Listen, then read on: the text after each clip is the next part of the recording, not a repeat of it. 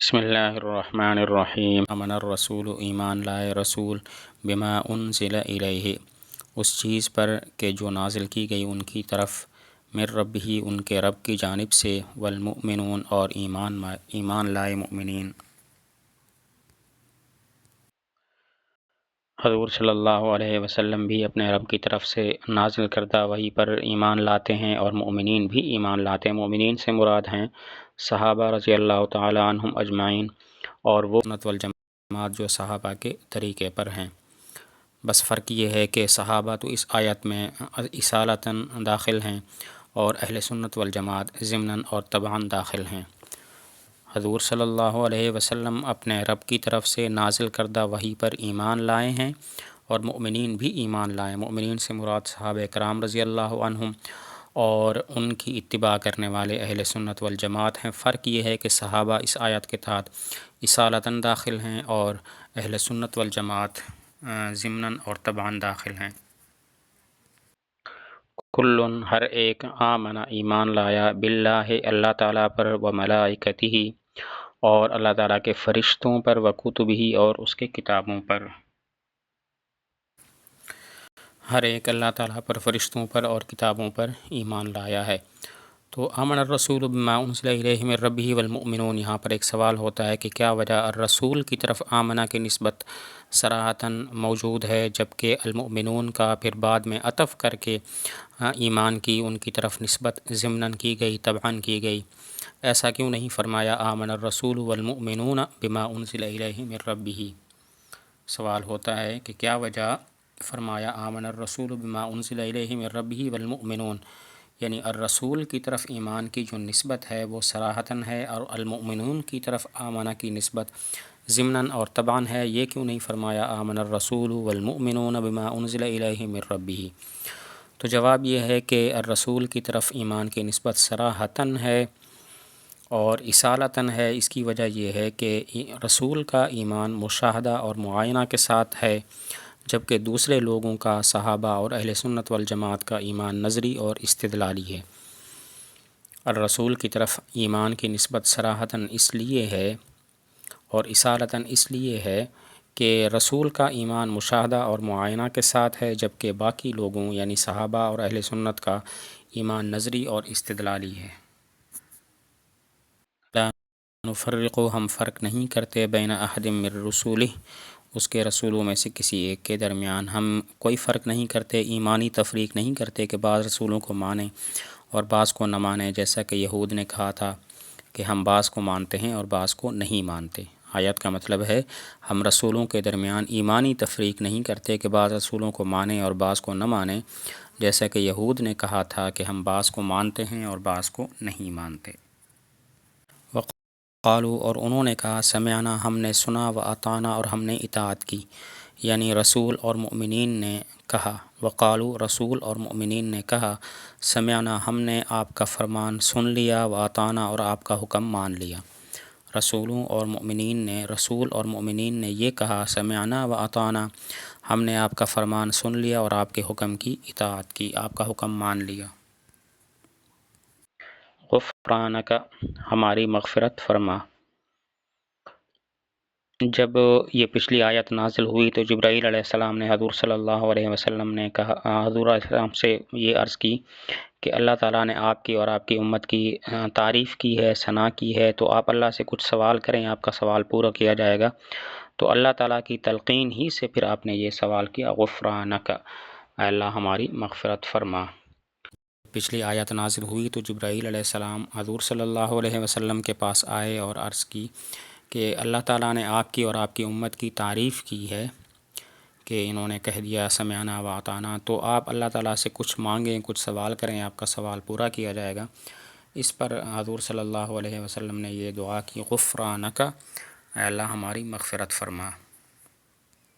ربنا، رب، و الیک المصیر، اور آپ کی طرف لوٹنا ہے، یعنی اے ہمارے رب ہم نے آپ ہی کی طرف مرنے کے بعد لوٹنا ہے۔ لا یکلف اللہ، اللہ تعالیٰ مکلف نہیں کرتے نفساً کسی نفس کو الا وسعہا، مگر اس کی طاقت کے بقدر۔ لہا ما کسبت، اس نفس کے لیے ہوگا وہ جو اس نے کیا، وعلیہا، اور اس نفس پر وبال ہوگا مکتسبت، اس کام کا جو اس نے کیا۔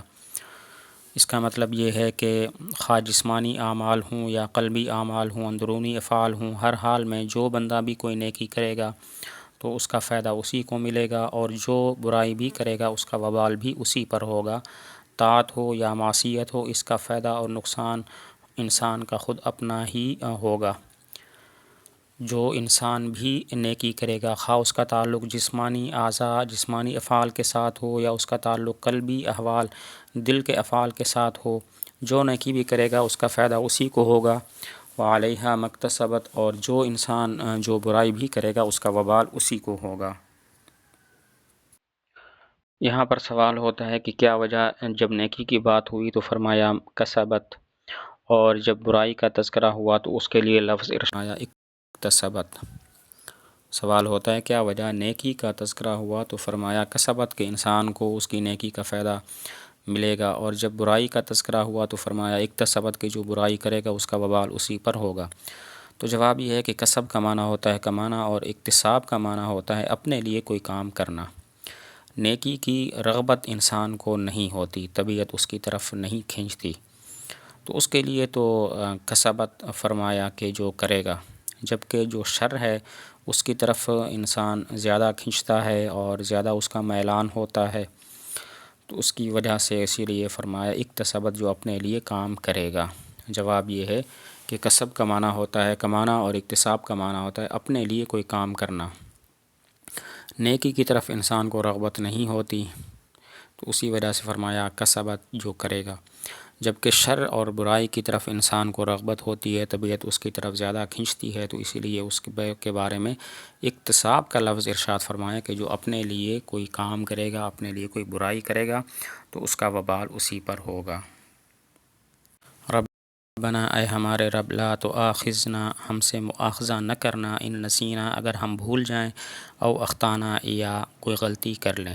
مطلب یہ ہے کہ ہم سے مؤاخذہ نہ کریں، اے اللہ ہم سے مؤاخذہ نہ فرما، ہم کو سزا نہ دے اگر ہم کیا کریں، ان نسینا او اخطانا، یاد نہ رہنے کی وجہ سے کسی واجب کو چھوڑ دیں، یا بے پرواہی کی وجہ سے کسی کام کو غلط طور پر کر لیں، درست نہ کریں، تو ہم سے مؤاخذہ نہ فرمانا۔ ربنا لا تؤاخذنا، اے اللہ ہم سے مؤاخذہ نہ فرمانا، ان نسینا او اخطانا، کہ یاد نہ رہنے کی وجہ سے کسی واجب کو ہم چھوڑ دیں، او اخطانا، یا بے پرواہی کی وجہ سے ہم کام کو درست طور پر نہ کریں بلکہ اس میں غلطی کر جائیں۔ ربنا، اے ہمارے رب، ولا تحمل علینا، اور ہم پر نہ لا بوجھ۔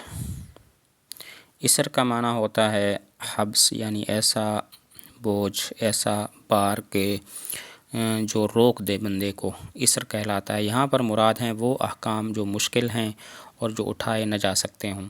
تو ربنا ولا تحمل علینا اسرن، اے ہمارے رب ہم پر اسر نہ لاد، ہم پر وہ بوجھ نہ لاد، وہ مشکل احکام ہم پر لازم نہ کر کہ جن کو اٹھانا ہمارے لیے مشکل ہو۔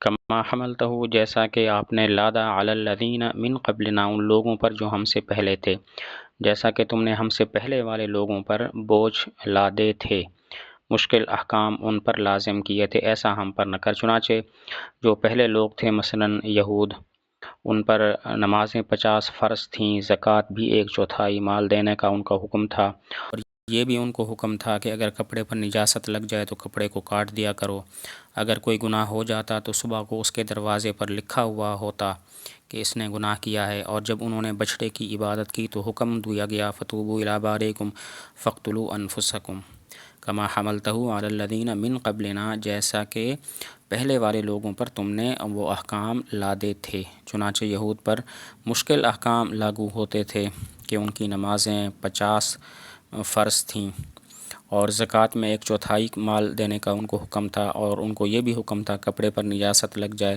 تو اس کپڑے کو کاٹ دو، کسی سے کوئی گناہ ہو جاتا تو پھر صبح اس کے دروازے پر لکھا ہوا ہوتا تھا کہ اس نے گناہ کیا ہے۔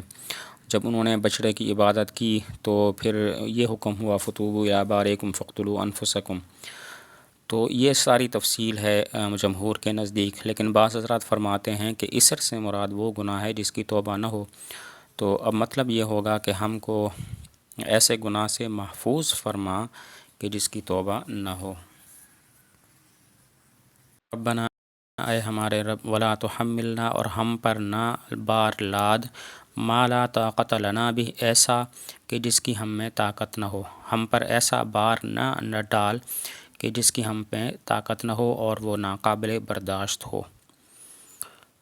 اس سے کیا مراد ہے؟ اس سے مراد ہے مصیبت اور عذاب، یا پھر اس سے مراد ہے سخت احکام، کہ سخت احکام ہم پر لازم نہ فرما۔